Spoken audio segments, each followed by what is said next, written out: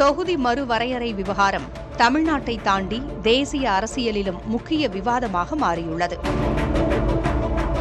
543 உறுப்பினர்களை கொண்ட மக்களவையில் தற்போது 3 இடங்கள் காலியாக இருப்பதால் 2 பங்கு பெரும்பான்மைக்கு 360 உறுப்பினர்களின் ஆதரவு தேவைப்படுகிறது.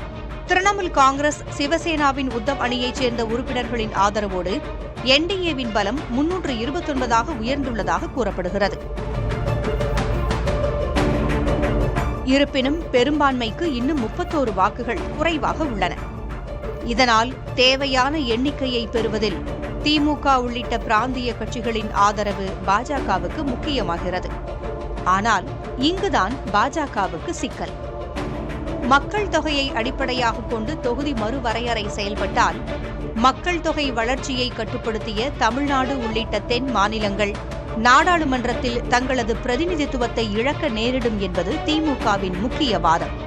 இதனால் தொகுதி மறுவரையறை நடவடிக்கைக்கு திமுக ஆதரவளிக்குமா என்பது கேள்விக்குறியாகியுள்ளது.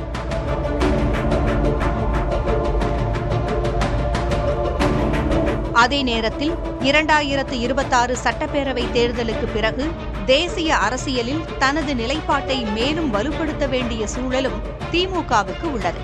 எனவே தொகுதி மறுவரையறை திமுகவுக்கு வெறும் தமிழ்நாட்டின் உரிமை பிரச்சினை மட்டுமல்ல, தேசிய அரசியலிலும் தனது பேரத்தை வெளிப்படுத்தும் வாய்ப்பாகவும் பார்க்கப்படுகிறது.